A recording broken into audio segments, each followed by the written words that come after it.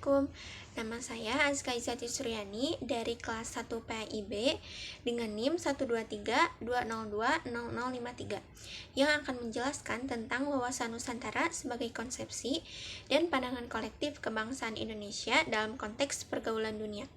Nah, di sini wawasan Nusantara adalah konsep pemahaman tentang keberagaman budaya, geografi, sosial, dan politik bangsa Indonesia yang menjadi dasar dalam menjaga persatuan dan kesatuan Indonesia, yang diwujudkan juga dalam mengutamakan kepentingan nasional dibandingkan kepentingan pribadi ataupun kelompok dan golongan tertentu.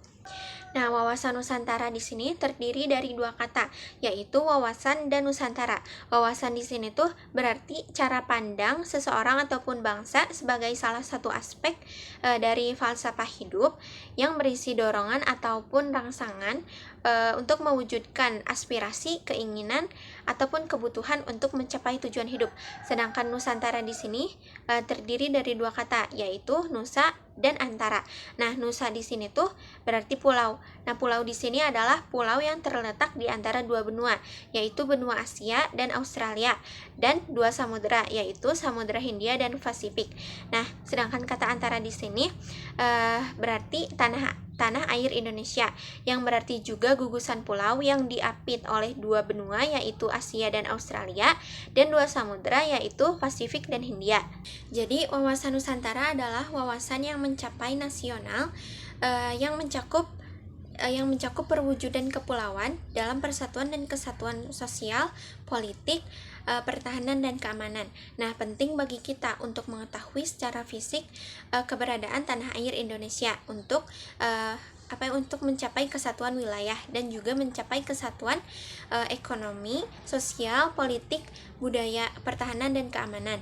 Nah, penting juga bagi kita untuk mengetahui konsepsi wawasan Nusantara sebagai salah satu wujud identitas nasional agar bangsa Indonesia tetap bersikap dan bertindak untuk persatuan kesatuan bangsa dan negara Indonesia. Selanjutnya, alasan dibutuhkannya wawasan Nusantara.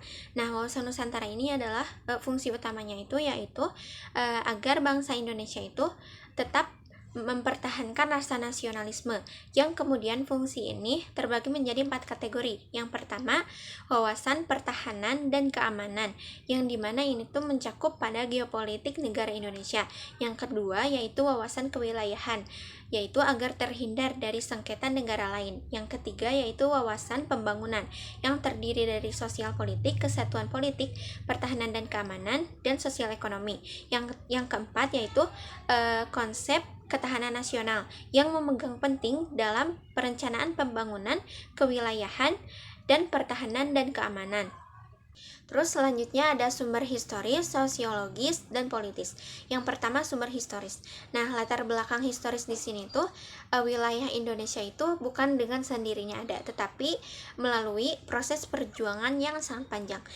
Bermula dari Insinyur Haji Juanda Kartawijaya yang mengeluarkan deklarasi yang dikenal dengan Deklarasi Juanda pada 13 Desember 1957. Nah, yang mengeluarkan konsep wawasan Nusantara. Nah, pada deklarasi ini yang melegitimasi luar wilayah laut Indonesia sepanjang 12 mil yang diukur dari garis pangkal pantai dalam posisi air laut surut. Nah, dengan garis teritorial yang baru ini, wilayah Indonesia itu menjadi suatu kesatuan. Jadi tidak terdapat lagi laut bebas di dalam wilayah Indonesia. Jadi laut itu bukan sebagai pemisah antar pulau, tetapi laut ini sebagai penghubung antar pulau di Indonesia. Nah, sebelum keluarnya Deklarasi Juanda, para penjajah Belanda juga menetapkan wilayah perairan Indonesia dalam hukum kolonial yang dikenal dengan istilah Ordinasi 1939, di mana dalam hukum ini wilayah Indonesia itu terpecah-pecah, bahkan laut itu sebagai pemisah antar pulau. Nah, guna memperkuat kedaulatan atas wilayah negara Indonesia, bangsa Indonesia itu mengeluarkan Undang-Undang Nomor 4 PRP 1960 tentang perairan Indonesia. Nah, selain mengeluarkan undang-undang, warga Indonesia juga menyuarakan tentang wawasan Nusantara kepada forum dunia agar dapat pengakuan dari internasional. Selanjutnya, latar belakang sosiologis. Wawasan Nusantara yang bermula dari wawasan kewilayahan. Ingat, Deklarasi Juanda merupakan perubahan dari Ordonansi 1939 yang berintikan untuk mewujudkan wilayah Indonesia sebagai satu kesatuan wilayah. Nah, konsepsi wawasan Nusantara ini yang pada awalnya didasarkan pada kesatuan dan keutuhan wilayah yang kemudian diperluas sebagai pandangan persatuan bangsa. Nah, seiring tuntunan perkembangan, konsepsi wawasan Nusantara didasarkan pada pandangan satu kesatuan politik, sosial budaya, ekonomi, pertahanan dan keamanan, dan persatuan sebagai satu bangsa.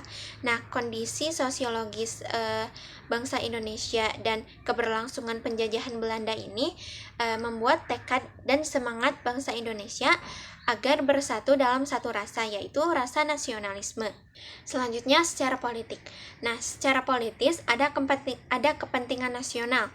Nah, kepentingan nasional ini adalah bagaimana agar wilayah yang utuh dan bangsa yang bersatu ini dapat dikembangkan, dilestarikan, dan dipertahankan secara terus-menerus. Nah, kepentingan nasional ini adalah turunan dari cita-cita nasional dan tujuan nasional maupun visi nasional. Nah, cita-cita nasional ini tertuang dalam Undang-Undang Dasar 1945 alinea kedua, yaitu mewujudkan negara Indonesia yang merdeka, bersatu, berdaulat, adil, dan makmur. Nah, sedangkan adapun tujuan nasional tertuang dalam Undang-Undang Dasar 1945 alinea keempat, yang salah satunya adalah melindungi segenap bangsa Indonesia dan seluruh tumpah darah Indonesia. Selanjutnya, dinamika dan tantangan wawasan Nusantara. Nah, di sini dengan adanya konsepsi wawasan Nusantara, wilayah Indonesia itu menjadi luas dengan beragam flora, fauna, dan penduduk yang mendiami wilayah tersebut. Nah, konsepsi wawasan Nusantara ini mengajak para bangsa Indonesia untuk memahami atau memandang luas dan keberagaman itu adalah sebagai suatu kesatuan. Jadi, kehidupan politik, sosial, budaya, ekonomi, pertahanan dan keamanan ini adalah satu kesatuan. Nah, selanjutnya, luas wilayah Indonesia menjadi tantangan bagi bangsa Indonesia yang mengelolanya, karena wilayah itu mempunyai potensi, ancaman, dan potensi keunggulan atau kemanfaatan. Lalu, wawasan Nusantara telah menjadi landasan visional bagi bangsa Indonesia guna memperkokoh kesatuan wilayah dan persatuan bangsa Indonesia tuh terus-menerus dilakukan. Hal ini karena visi tersebut dihadapkan dengan perkembangan dinamika dan tantangan yang terus berkembang sesuai perkembangan zaman. Nah, dinamika yang terus berkembang ini adalah misalnya pada masa lalu penguasaan wilayah dilakukan dengan pendudukan militer, maka sekarang lebih ditekankan pada upaya menjaga atau melestarikan wilayah tersebut. Adapun tantangan yang sesuai dengan perkembangan zaman adalah perubahan kejahatan konvensional menjadi kejahatan di dunia maya. Mengapa diperlukannya kesatuan wilayah? Mengapa diperlukannya persatuan bangsa? Jadi suatu wilayah itu harus memiliki satu kesatuan yang utuh. Jadi tidak memiliki laut yang memisahkan antar pulau, sebagaimana yang telah dijelaskan tadi. Dalam hukum kolonial Belanda, laut itu sebagai pemisah atau memecah wilayah Nusantara. Nah, baru setelah adanya Deklarasi Juanda, wilayah Nusantara ini menjadi satu kesatuan wilayah. Laut itu bukan sebagai pemisah lagi, tetapi sebagai penghubung pulau. Adapun wilayah Indonesia sebagai satu kesatuan juga memiliki keunikan yang lain. Di antaranya, terletak di antara dua benua dan dua samudra, terletak pada garis khatulistiwa, berada pada iklim tropis dan dua musim, menjadi pertemuan dua jalur pegunungan Mediterania dan Sirkum Pasifik, dan masih banyak juga keunikan-keunikan wilayah Nusantara.